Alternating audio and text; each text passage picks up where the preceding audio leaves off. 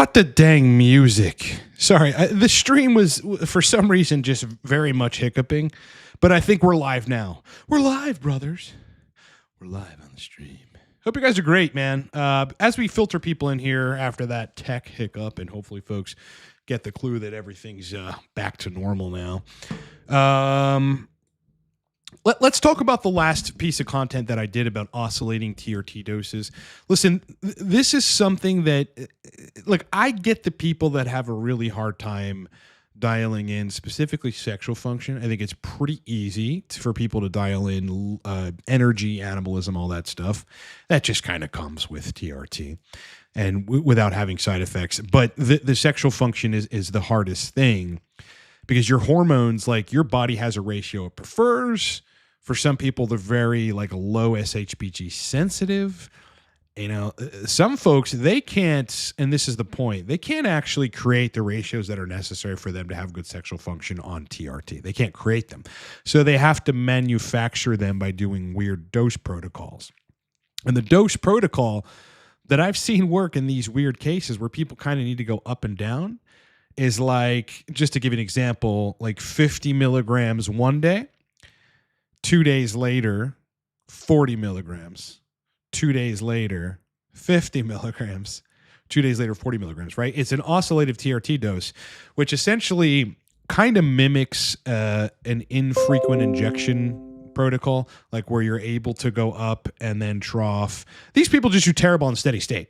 It's the bottom line. They could dial in on every third or fourth day if they really tried. But, you know, some of these folks want to do every other day protocols. And in those cases, you're just going to need to oscillate the doses, right? Go to, you know, if it's go to 40 milligrams one day and then go to 30 milligrams, you know, the other day, like 2 days later, then back to 40, then to 30, then to 40 and 40. And what you do in these situations is you create a peak and trough, a kind of a valley-ish like hormone protocol that allows you to stay in the right ratios. Whereas if you were to just inject the same amount every other day, 50 milligrams every other day, you end up in a place where the ratios aren't good. Either because you under-aromatize, you over-aromatize, you under-convert to DHT, or you over-convert to DHT versus estrogen. All of this shit actually matters, and all of those things happen to people, you know? All of those things happen. It's not just like the biggest problem is that some people over-aromatize. There are people that under-aromatize. You know, the way that I solve that, because I don't quite under-aromatize, but I'm a low normal aromatizer, like on 210 milligrams a week doing daily injections, I was at 35 E2 with no HCG, albeit. But usually you'd see people at 55 there. I was at 35, like 20 points below where I typically, you know, where an average person would be because I'm a low normal aromatizer. I don't usually carry a lot of body fat, don't drink a lot, don't smoke weed. I just don't do things that cause me to aromatize. Thyroid hormones are really, really fucking primed. Liver function, really, really primed. So, for me to achieve that, yeah, I'm on 50 milligrams every other day. I'm on 175 a week, you know, with 100 IU HCG every day. And there, my E2 is like 37, 40, 42. Like last clock was 38, and the clock before that was 42. So it's just, and it's right in the zone for me. Libido is fucking high. Erections are great for sex. Don't need Cialis. Morning and nocturnals, 4 or 5 days a week. Like that's totally sufficient. And I feel amazing. And the anabolism is starting. It's been probably about 2 months since I've been on this, but I have a neck injury, so I haven't been able to push it at the gym. So I'm not even really fucking seeing a whole lot. So just keep that in mind. Sometimes you're going to need to oscillate, right? This happens to people. And again, it mimics an every third day or an every fourth day injection, right? Because you go up and down.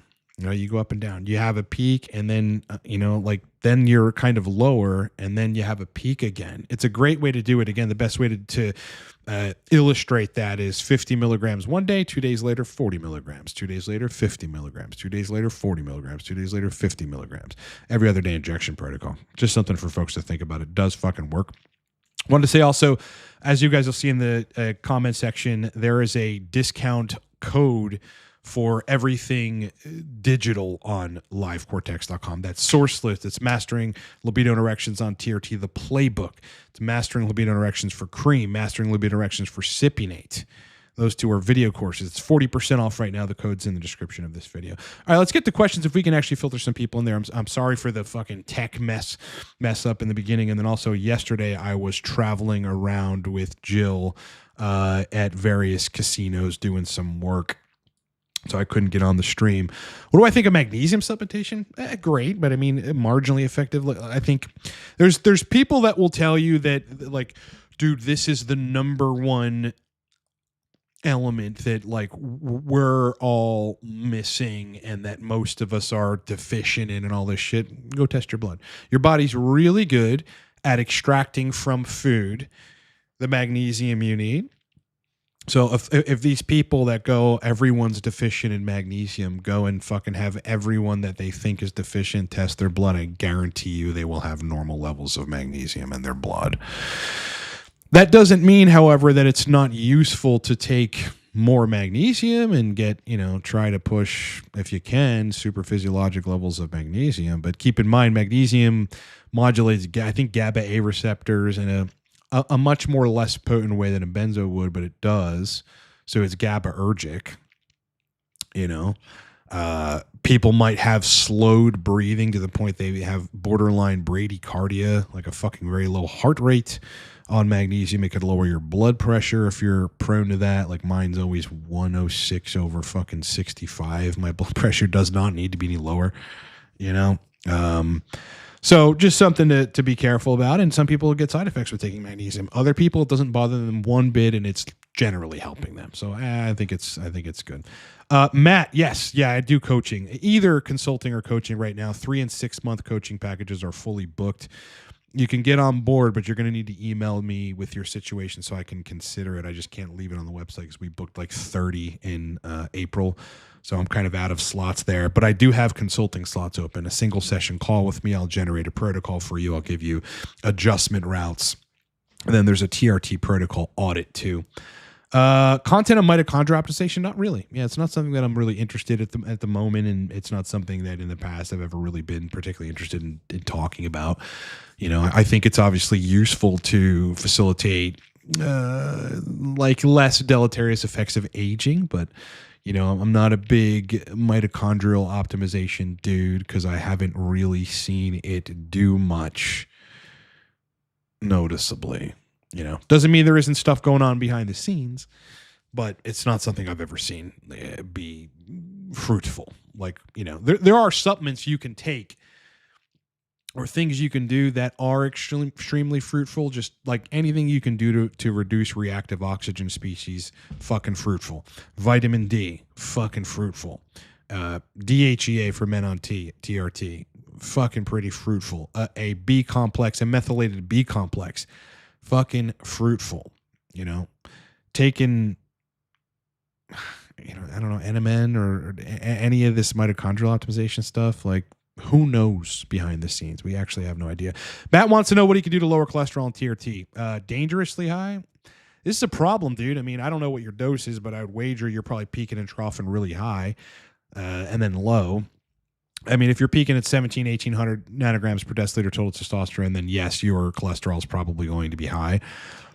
You've just probably got to get on a reasonable TRT dose, like just straight TRT, maybe 120 to 150. Inject more frequently, like every other day or so, but that will mean you're going to have to fight to get the protocol right. You might need to oscillate doses to make the sexual function work again. 50 milligrams one day, 40 milligrams 2 days later, on and on and on and on. But you could take some tocotrienols. That's a supplement that works like a statin but doesn't have the side effects that statins do. So that's a potential possibility there. And otherwise, you're looking at, ezetimibe? Otherwise actual pharmaceutical drugs that will modulate cholesterol synthesis and help lower your LDL and hopefully raise your HDL. At the same time, though, you should absolutely positively be doing cardio and particularly running. I think you're getting a lot more bang for your buck if you just jog for 15 to 20 minutes at a slow pace every day or every other day. I do that. My lipids really never move. My lipids got skewed on cycle, though. When I went on cycle, LDL was over range. HDL dropped a little bit.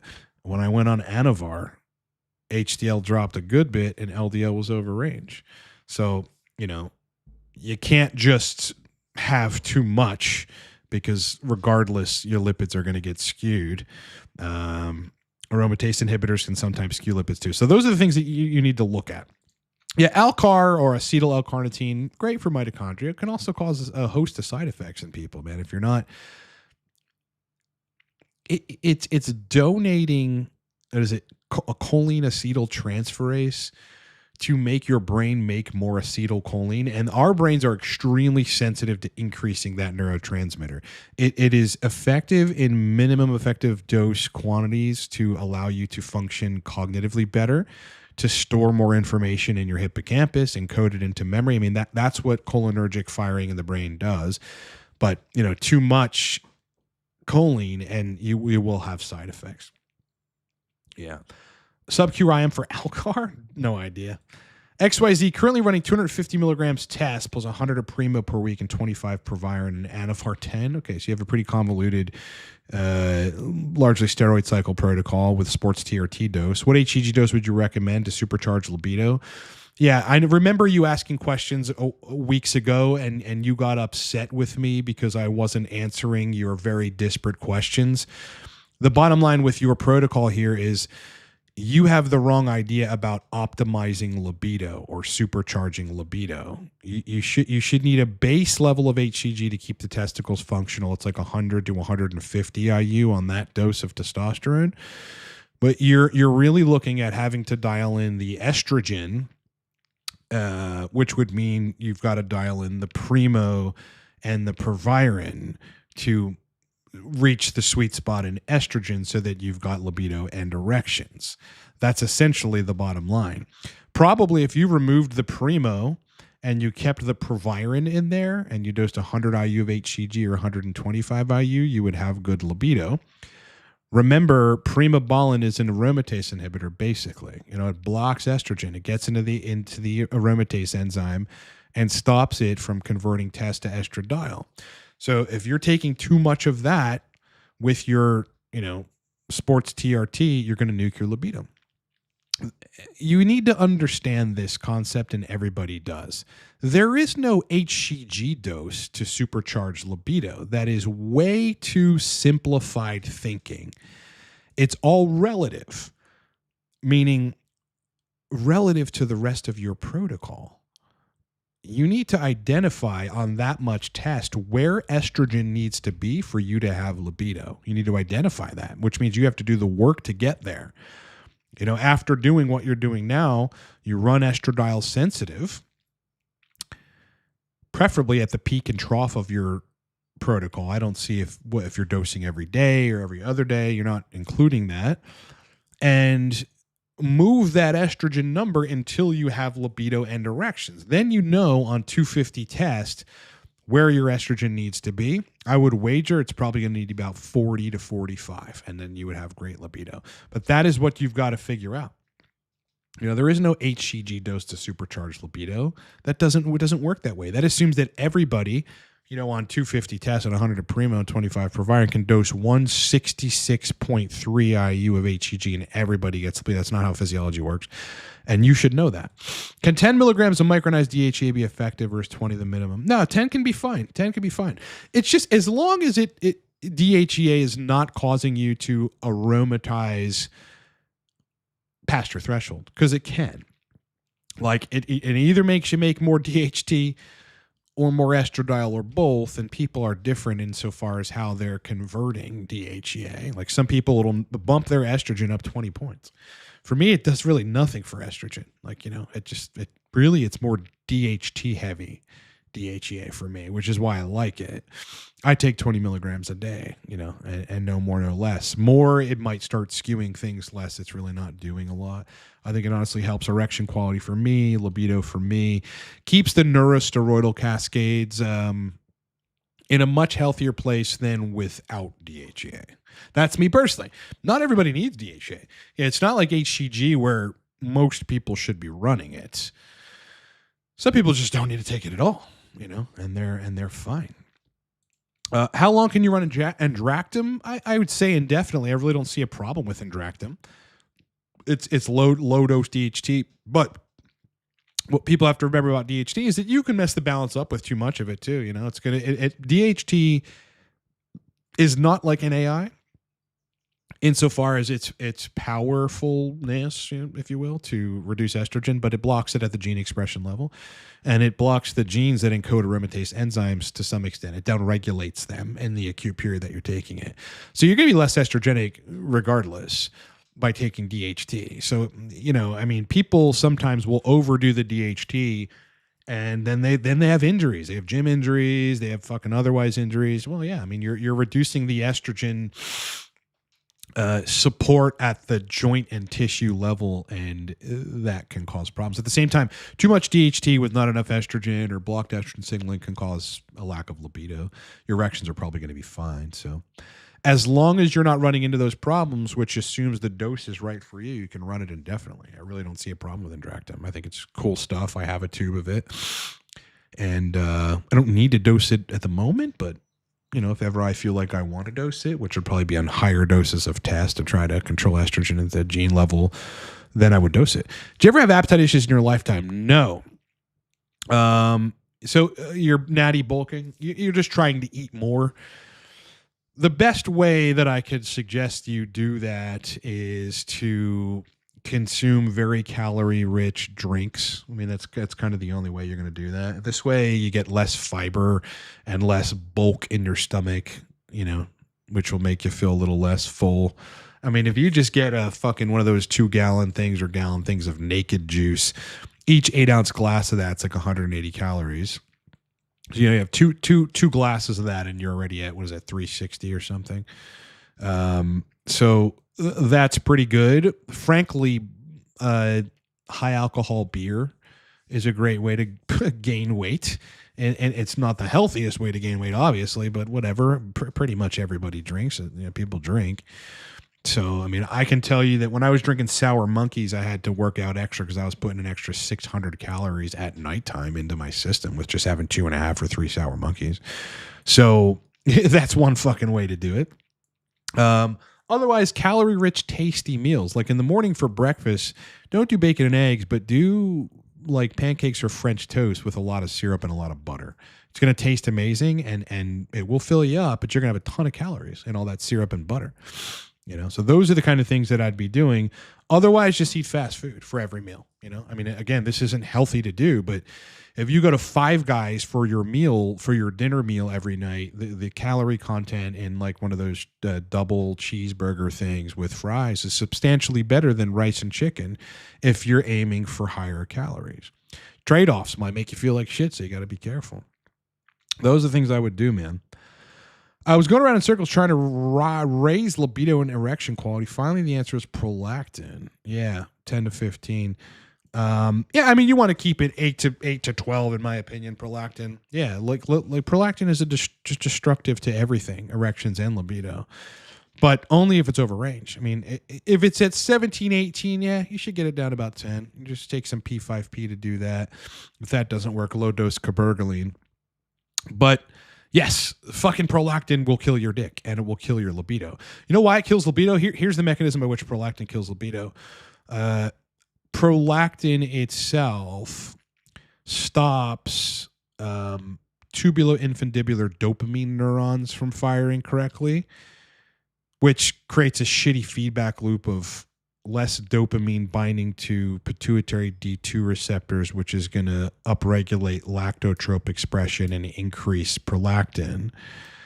And prolactin in of itself shuts down dopamine firing generally. It shuts it down. So that's why it kills your libido dead. At the same time, prolactin reduces the inflow of blood at the base of your penis. And no one really knows why that happens. It's probably just a nitric oxide mediated mechanism. That's the simplest answer.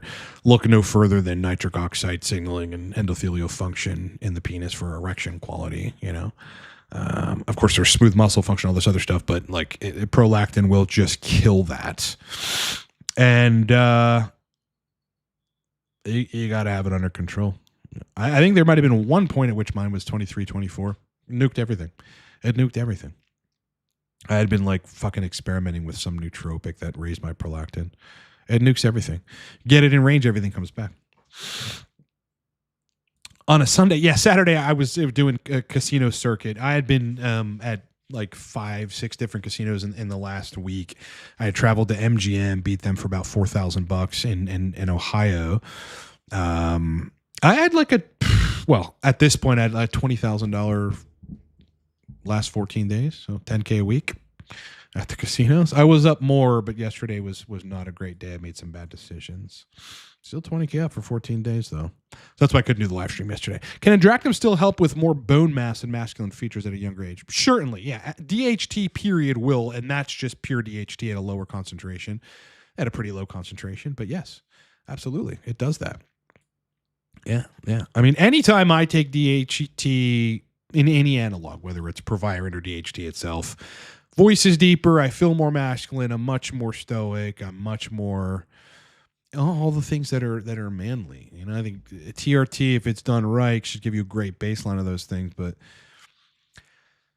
if I take Proviron, it's better. You know, it's just fucking better. Shit's hyper masculizing, dude. Be the fastest way for a chick to have virilization. Just take Proviron. So that tells you something, dude. Would I suggest 250 test prop, 100 of mass, and 20 anavar? Well, again, this is way too general of a question, man, and I have no idea where your bloods go and how you respond in terms of sexual function to these doses. So I can't say I would suggest that. What you're trying to do, like, is it reasonable to have 100 of Masteron with 250 of prop? It is reasonable because you'll be blocking some estrogen signaling, which is going to be useful on that much prop. That much prop is definitely going to make you over aromatize. So it's useful. The anavar, I don't know what that's in there for. I presumably just anabolism because it's doing virtually nothing else except for making you less catabolic and more anabolic. In the end, you've got to see, if you're going to run this, you've got to see which dose of Masteron and which frequency will get the estrogen signaling, because you can't use the blood as a surrogate here because Masteron doesn't really modify blood levels of estrogen, where you've got good sexual function. That's what you've got to experiment with. If you want to stay at that 250 test, you got to find the right dose of Masteron, man. Start low and move up is the best strategy with Masteron. Same thing with Primobolan. Dar Fitness, I know you're a big advocate of vitamin D-ish. Do you lower dose in summer? I am of the melanin. So you're black? Yeah, I know you, bro. And if I don't get my levels up to 800, my bones hurt. What? Your bones hurt if you're not up to 80? Interesting. Are you blocking estrogen? Is that why? That's a weird one, man. No, at this point, I take 4,000 IU a day, and that's just it. That's kind of baseline. I was taking 6,000 IU, and I thought it was doing something negative to me. I can't be sure. My levels were up there, so I just reduced it to 4,000. For me, frankly, I think it's a great maintenance hormone to be taking at the same time. I virtually never get sick, and when I do, I don't get sick. 2 weeks ago, I got sick. It's the first time in like probably a year and a half. And, you know, it was mostly nasal congestion. And then there were like 2 days where on and off I felt a little sick. Whereas I think people who don't take a lot of vitamin D and aren't otherwise healthy and that would have them in bed for 4 or 5 days, whatever the fuck I got. Get the money, brother. That's all it is. Yeah, I think of it as a business. I mean, if you guys check out my Facebook profile, I roll up to, you know, casinos within a circuit of about 2.5 hours from Pittsburgh, including Pittsburgh. And usually walk out of there between 2,300 and 5K profit, with the most in the last 2 weeks being 10.5. I beat Rivers for 10.5 one day. Yeah, just doing intelligent playing, you know, high end bets. I think the lowest I bet in the last fucking year is $25 a spin, but typically 45 to 90 on games that I have watched through being at the casinos. I play online too, so you can watch it a lot easier on your phone. You can kind of watch where the numbers go, the progressives are going, and how much play it's getting, and get to understand how games play and when they give and when they don't. I've basically determined it's not a perfect science. I'm right 90-something% of the time, when a game is going to be an ATM. And then all you do once you understand the games you're playing is you just don't do what everybody else does at the casino, whether online or otherwise. What do? They recycle their wins. If I make $400 in a session, I'm not pressing spin again. I'm going to go get a drink and take a break and analyze and maybe look at some other machines.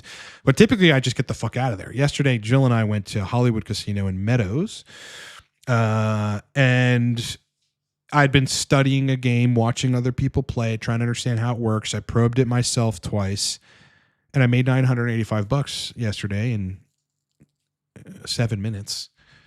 And even though the casino is a fun environment and you want to stay, and it's like, that's what gamblers do. I'm not a gambler. I'm an advantage player strictly. We left. We fucking left. We got my car from valet and we left. When you win, leave. Don't think a machine is going to consistently give you money. They're actually algorithmically programmed to kill you dead if you keep playing. That's sort of the bottom line. So you have to find when they're in a good spot, play them only until a win, and get the fuck out of there.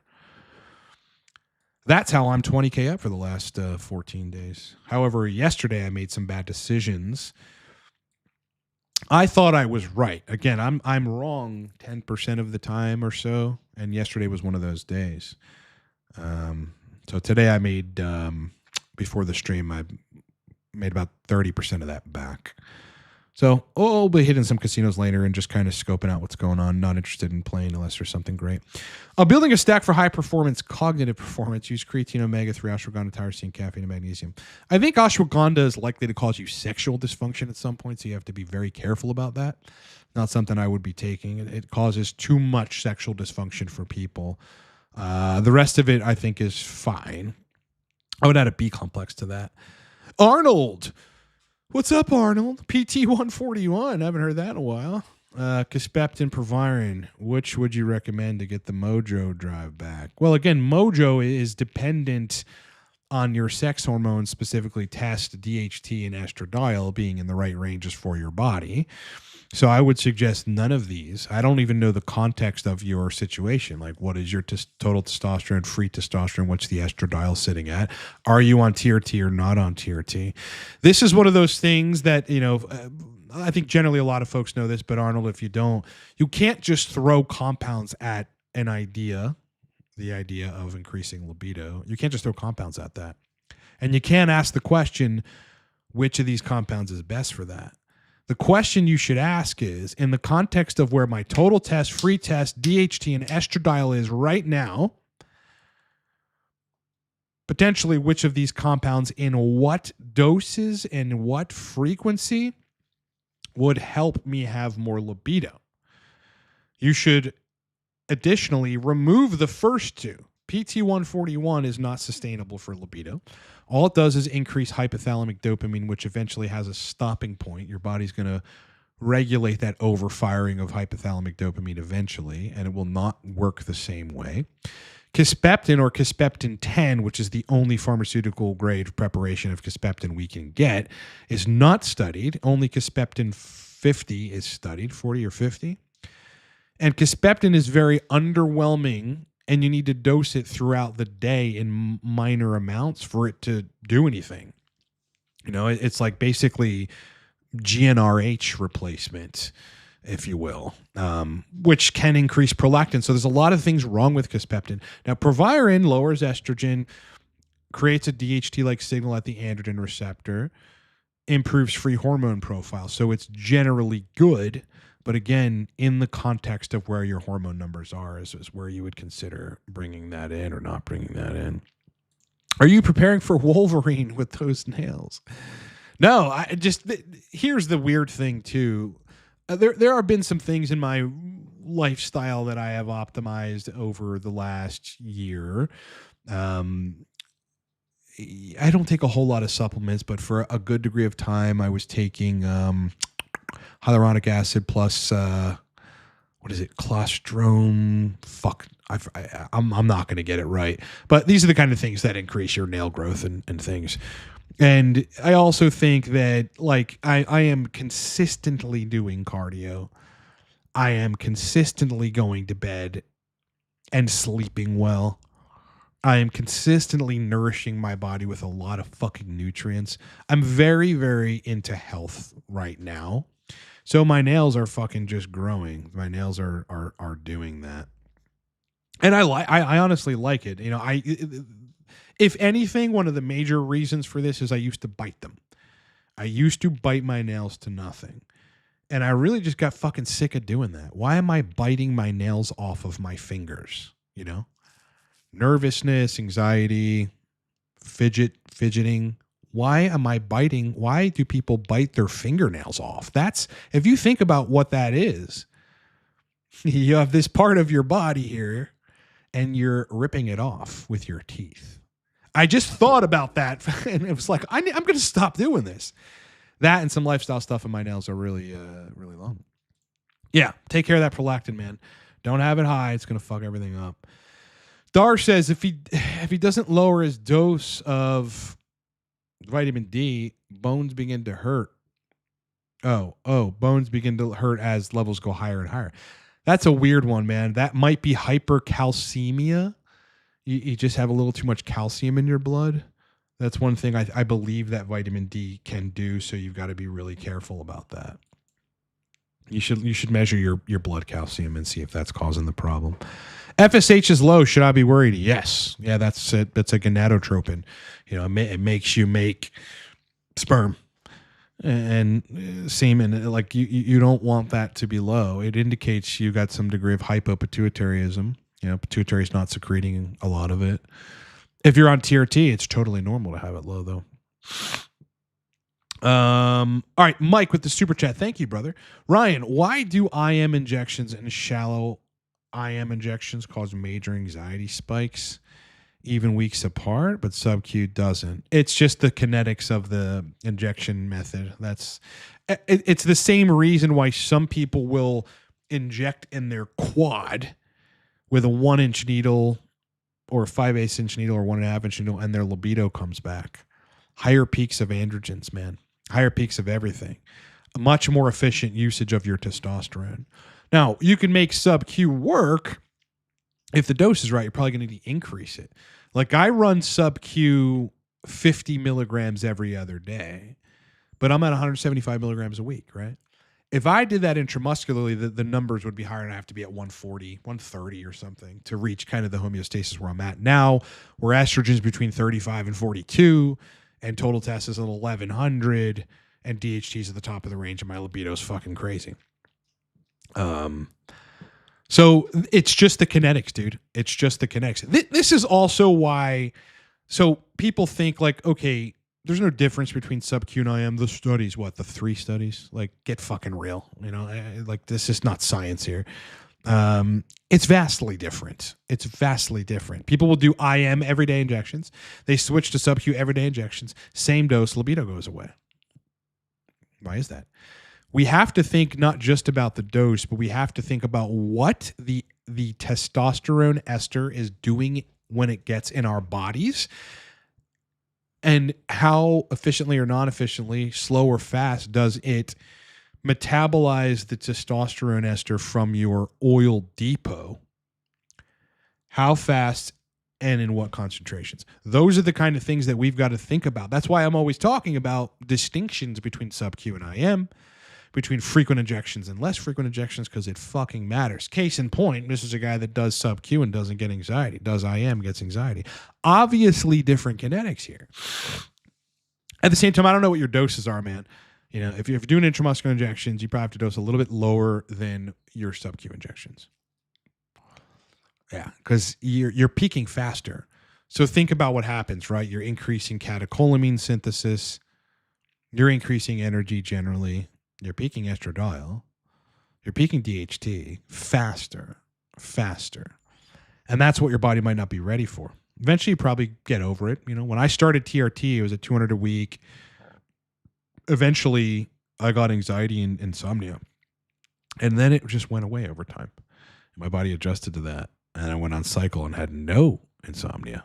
560 milligrams a week, dude, of test and enthate. Slept great every single night, dude. Felt a little energized, a little too energized, but it was good for muscle building. Test in range, prolactin is high. Adding this for context. Reduce the prolactin. Yeah, if you're having any problems and prolactin's high, you've got to reduce it. Timothy Barney, what's up, brother? 140 milligrams cypionate in MCT. Okay. Daily intramuscular. Total T is 1072. Free 26. Prolactin 11. Estradiol 40. Libido erections are mesh, and I lower the dose. What you should do is split the injections up. Libido, like at 45 estradiol and 1072, it's a little more estrogen than I would make there. I'd be at 32, 33. At 1165 total test, my estrogen's at 35 to 42, 38 to 42 to be real technical. And my libido's sky fucking hot there. And erections are great for sex too. But yeah, you need to split this up. If I were you, I would keep the same dose and split that up into every third day injections. I bet your libido would come back. Yep. And then the trough in estradiol wouldn't be crazy to inhibit erections. That's exactly what you should do. It's just a case of daily injections and constant exposure to exogenous testosterone that fucks people up. This is why I'm not a proponent of daily injections. The only way you'd make daily injections work is if you went down to between 100 and 120 milligrams a week of test. And really like on the lower end of that, 115. This is where daily injections work, okay? Otherwise, keep the same dose and, split it into every third day instead and go deep intramuscular, and I bet you'll have your libido back. Adding a B complex to the stack, which vitamins do you think would have the biggest impact on my goal? I don't know what your stack is. Dude, growing the nails is weird. Not trying to be rude, but what the fuck, dude? Men with long nails is sus. Really, bro? I don't know. I'm not an average man, though. I'm not. You should see my life. I'm not an average man, dude. I ain't nothing fucking sus about it, dude. Ain't nothing sus about having healthy nails. Sus in what way? In what way? Johnny Cook, hey man, got some 100 milligram per milliliter 10% DHT gel. All right. How would I dilute it down to be able to control the dosing? Ask ChatGPT how much MCT oil you would need to put in it to get to a milligram per drop. Yeah, that's pretty much it. Now, right now at the 10% stuff, you're probably getting about 5 to 6 milligrams per drop. So ask Chat how to dilute it, which means you're going to have to fill a whole dropper vial of either water, this is the dropper you have, the dropper itself, or DHT, and count how many drops are in it. 1, 2, 3, 4. You get up to 30 drops or whatever it is. You program Chat with that information, and you tell it, okay, this whole dropper thing contains 32 drops. My DHT is 10%, 100 milligram per milliliter. In order to get this to a milligram per drop, how much MCT oil should I reconstitute this with? You're probably going to have to get some extra vials from Amazon that have a dropper in it to make a new dropper vial. Unless you want to dump some of your DHT out, and then you're wasting some of it, and then you put more MCT in it. Test prop is the best. It can be. I like how I feel on prop. I can't really dose it higher, otherwise I have to control estrogen. But at 25, 30 milligrams, I feel really good, and erections are good, but my anabolism pretty much sucks on that stuff. But that shit revives people's erections and libido, right? Just because they get more androgens at once, and the pharmacokinetics of test prop just work for some individuals. There's a lot of people out there going, test prop is never useful. Dude, I have seen the complete opposite. This is why I know they don't know what they're talking about. Like, they're just saying things. A lot of YouTubers, which is a bad idea, like to say things that sound good, or like to just say things because they're like, here, I have this idea, listen to me, and I feel authoritative. But a lot of it's like wrong. I've tiled hundreds of people in on test prop, including myself. Just have less anabolism. Mike's dose is 28 milligrams every other day. When I did it IM or shallow IM, I did wait for a couple weeks. I just walked like a superhero, phrasing through the walls like the Flash. Give me context here. I think you were talking about your IM injection protocol causing you anxiety spikes. You're doing 28 every other day. What's the total dose there? It's like 15. That's like 105, 112, 117 a week or something like that. It's not a lot of testosterone, man. Yeah. Either way, for the anxiety that you're having, you probably just need to go sub-Q. I mean, sub-Q is an answer there, but you've got to dial that dose in. Yeah. Watch my recent video on oscillating TRT doses, because that's really a good strategy for dialing in sub-Q. Is if you're doing every other day injections, you do, 50 milligrams one day, and then the next every other day you do 40 milligrams, and then 50, then 40, then 50, then 50. There you can mimic an every third day-ish protocol and a peak and trough and still not have side effects. That's what you want. Are methylated vitamins really better for absorption? Technically, yes, they are better for absorption. It doesn't mean they're going to be better for you, because they can absolutely fucking cause side effects because they're so bioavailable. Yeah, so that's just something to think about, something to be cognizant of, brother. If you guys got other questions, ask them. It's Sunday today. Weather's going to be reasonable, but rainy. So 70 and rainy is reasonable. We haven't even hit spring. Dude, Pittsburgh is like this. We have a fucking terrible winter.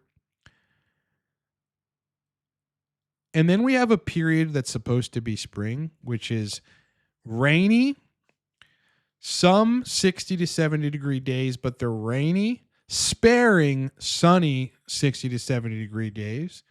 One day where it's 84 and sunny, and then some 55 degree days until it's consistently 80 or above. It's the stupidest thing. If there wasn't so much, I mean, I have people here in casino or in Pittsburgh, but if there wasn't a good casino circuit, for sure I'd move. But I like Florida a lot. But being in Florida in the summer is fucking brutally hot. Being outside, unless you are in a pool every 10 minutes or the ocean, is not fun. So, my strategy is I stay in Pittsburgh and, in the winter, just go to Florida a lot. South Florida, southeast Florida, where it's actually like warm in January, truly warm. Are you planning on becoming a father before 45? Almost definitely not. Definitely not. Yeah, there's a lot that goes into that, man. My life does not warrant that, first of all. I had a pretty shitty upbringing, and my dad died when I was 15. He drank himself literally to death. And so, first of all, that's kind of a shitty situation to bring a kid in. He has no grandfather. He's got no grandfather. At the same time, I don't have a great relationship with my mother. It is very, very bad because she's an alcoholic. I mean, I love her unconditionally, but we have fought over the years to the point where I feel next to nothing. And I do not want to be around her. Bringing a kid into that is not a good idea. I'm also a hardcore solo entrepreneur that watches motivation videos like fucking all day. And I'm into challenging myself and doing things. And that part of me is something I love and want to do. Having a kid is 20 plus years of your life. It's not inconsequential. This is why when people are 27 having children, someone needs to be tapping on their shoulder going, are you fucking sure? Are you sure? Now, if it wasn't for my shitty parents and, my very weird life, then I would certainly consider it. But, it just isn't in the cards, and I think I know it isn't in the cards. Do I watch football? Absolutely, positively, bro. I mean, yeah, Eagles. I want the Eagles to win all the time because I'm from the Philadelphia area. So I mean, they did great last year and they won the year before, and so they're my fucking team. But you know, I live in Pittsburgh, so I got to root for the Steelers too. We've got a fresh start. We have a new coach. We have Aaron Rodgers back, and I honestly do not think he's going to perform. But he's got to have a better team to perform too. I think the guy's got something in him. So you know, I want the Steelers to do well. I mean, otherwise, like I ended up in a Super Bowl situation where it was like, okay, Seahawks, Patriots. I actually love Darnold, and I think the Seahawks are just the best team in the league. Purely, did you watch them last season and in the playoffs? They're fucking the best team in the league. So I was kind of a front runner and was like, yeah, I definitely want the Seahawks to win the Super Bowl, and they did, thankfully. But it wasn't my team, you know. It's like I was bummed that the Eagles didn't make it, and then bummed that Buffalo didn't make it. Josh Allen deserves it. Yes, Ryan, I changed to 5H, 16-inch wheel for my adults. So much better. Spot on again. Heck yeah, bro. Nothing wrong with good nails. What's more sus? Stopping to say another... right, like just getting on a guy's live stream and being like, your nails are sus. First of all, they're not that fucking big. They're just healthy, dude. It's something that I kind of got a little bit obsessed with, having healthy nails. Because I used to bite them off. There's nothing sus. Listen, guy who said it was sus, I used to rip my nails off of my fingers with my teeth, which is nuts. You know, why do people do that? Why did I do it? It was like a fidgety thing, or you know what I mean? Then I started thinking, why am I ripping my nails off with my teeth? If they get too long, I will file them because you can't clip them evenly. I'm also interested in being looking cosmetically good. The same reason my nails look cosmetically good is the same reason I trim my beard and get a haircut. I really don't know why that guy was thinking it's sus. Yeah, if I was painting them, then you could call me sus, bro. Even then, I might be a goth person and paint them black, but I'm not.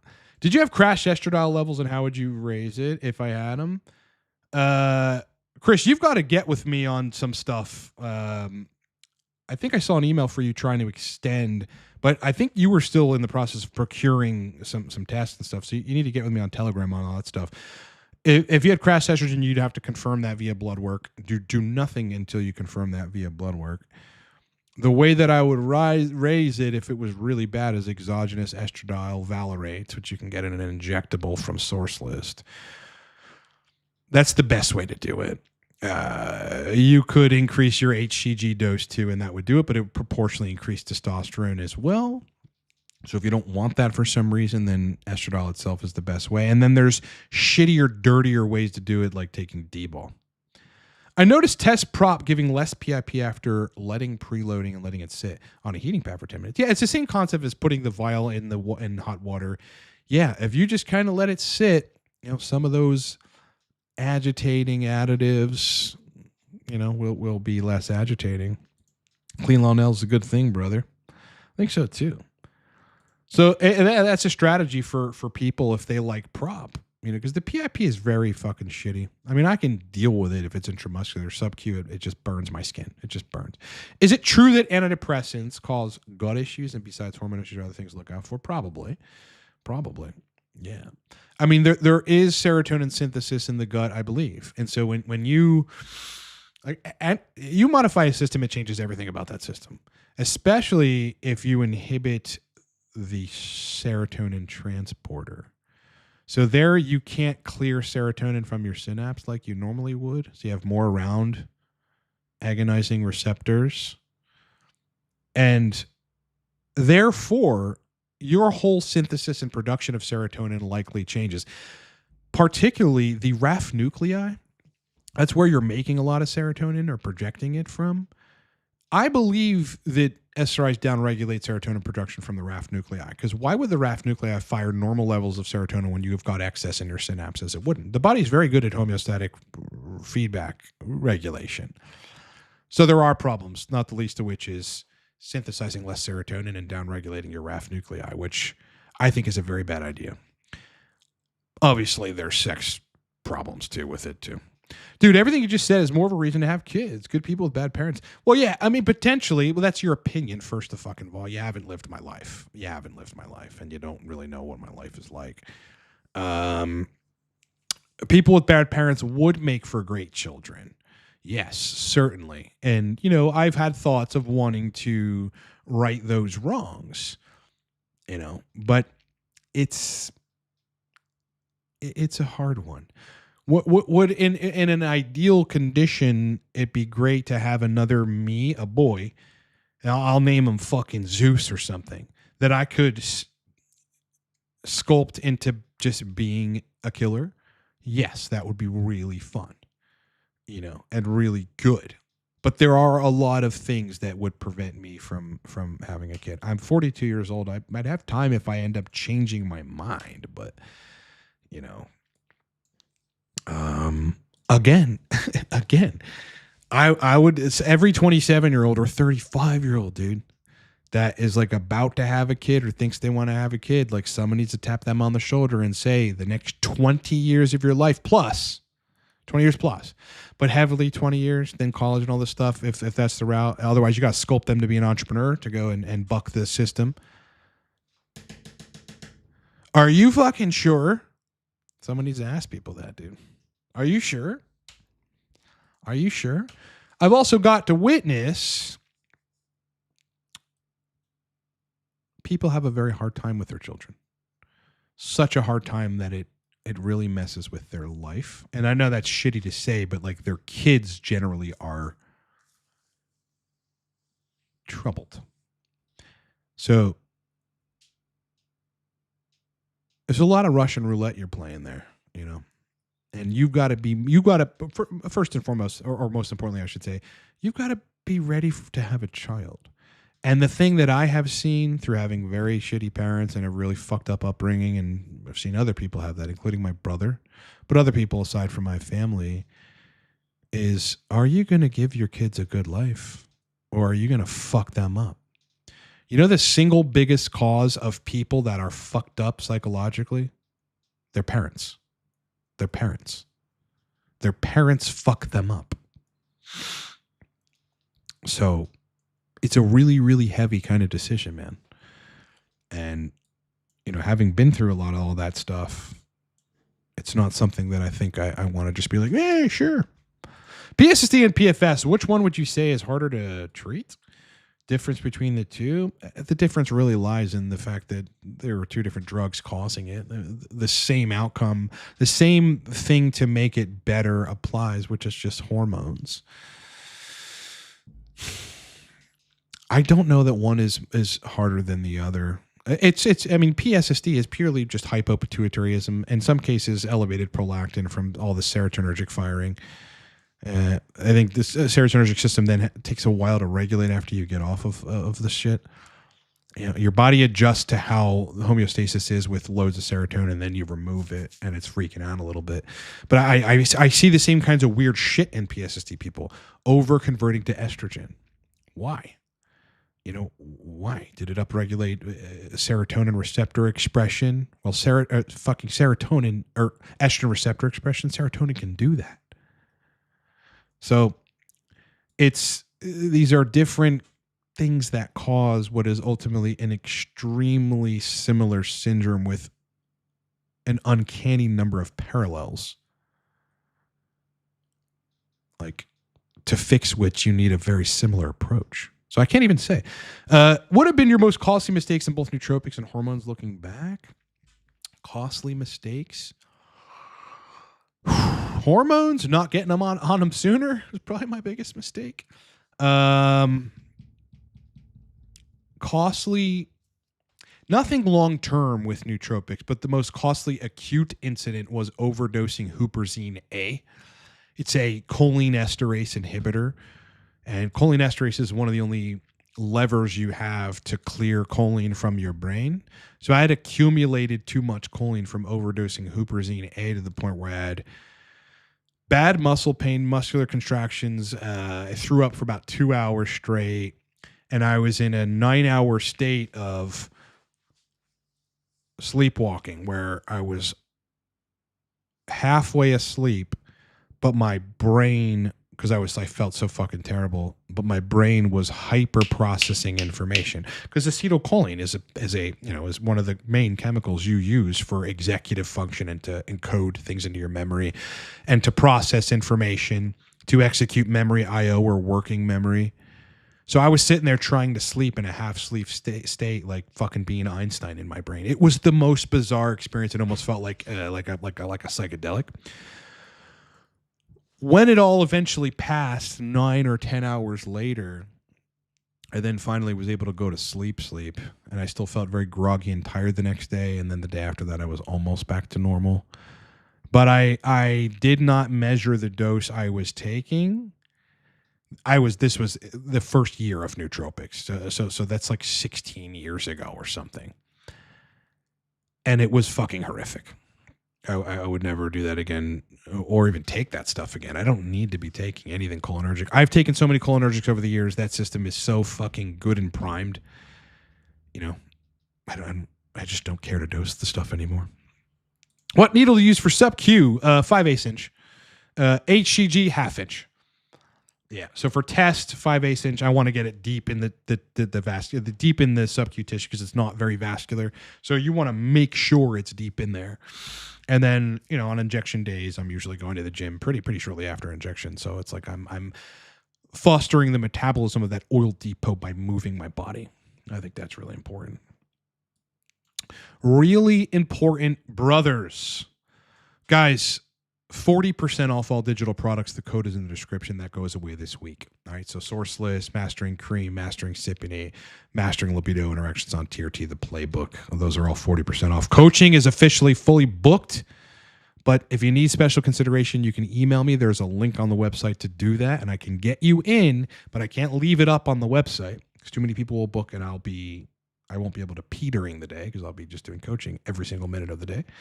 But there is single session sexual function consulting. And if you need help on TRT with sexual function, you can still book me to have a call and get some protocols generated. Do that in the description at livecortex.com. Otherwise, boys, have a great day. I'm going to end the stream. Content all this week. Lots of it. Detailed content. So please look forward to that. It's going to be fucking awesome. I will see you guys there.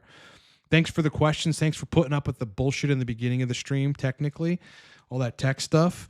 And thanks for coming on Sunday, even though I wasn't able to do it yesterday. I really appreciate the fact that you guys fucking showed up, man. Honestly. Like, you guys are solid.